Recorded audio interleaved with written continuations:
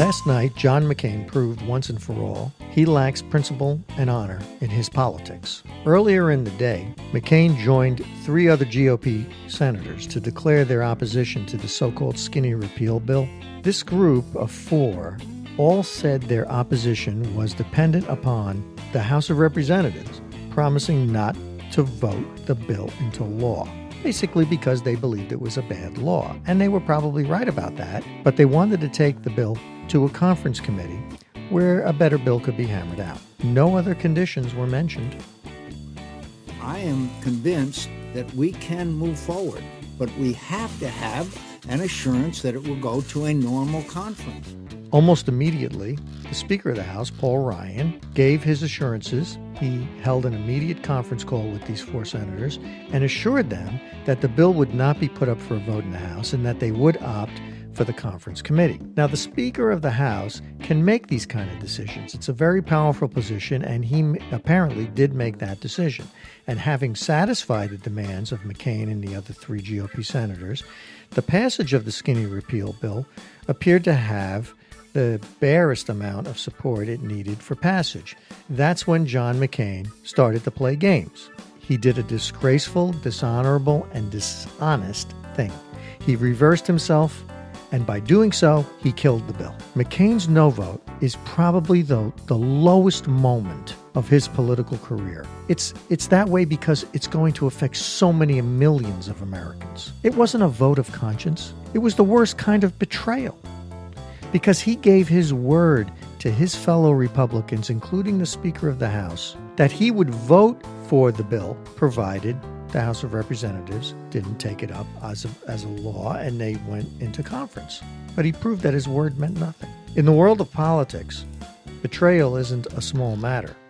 Making a gentleman's agreement with other politicians, that's often all you have to offer. It's the coin of the political realm. But McCain's betrayal seems to be grounded almost in this perverse delight that he seems to get by poking other Republicans in the eye. In the media analysis that occurred in the immediate aftermath of all this, some have tried to suggest that McCain gave cover to a group of GOP senators who only voted yes to protect their re-election chances in 2018 when they really wanted to vote no. Now, there's no way to know whether or not that's true. But even if it were true, it ignores the terrible, terrible damage that John McCain did to the GOP as a brand. That damage will hurt all Republicans because by voting no, McCain cast doubt over whether the GOP is capable of governing at all. Had he voted yes, at least then the Republicans would have had a bill to work on in terms of repealing and replacing. They could have made various changes in conference. But McCain went back on his word and he denied the whole country that. Now we're faced with a collapsing Obamacare law. The Republicans would have appeared at least actively engaged in trying to solve the problem. But the no vote meant Obamacare would continue to disintegrate and the GOP will have betrayed their voters. All thanks to John McCain. Now it almost doesn't even matter if he was doing it as cover. Why was he doing it at all? The focal point of the public's anger is going to be McCain. McCain, who's a disgruntled, angry, and now we learn dying old man with brain cancer. The public can no longer rationally rely on Republicans to keep their promises in good faith. Look, folks, this doesn't mean they're going to vote for Democrats. It means that people aren't going to vote at all.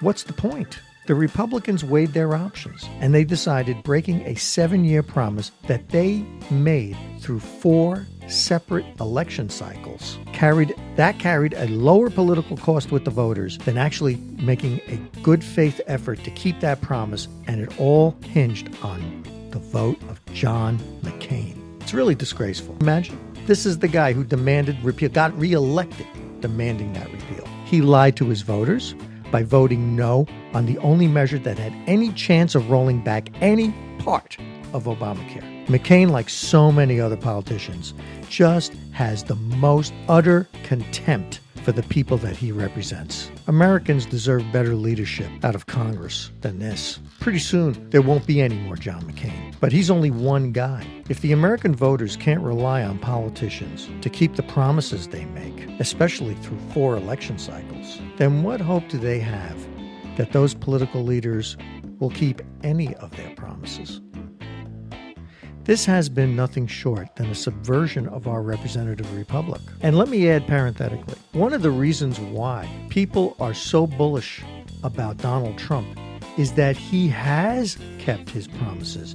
He has tried in where he could to keep those promises, but not the Republicans in Congress. And quite frankly, the Democrats are no better. That's it for me. I'm Tony Codispoti from Great Vocal Majority. Thanks very much for listening.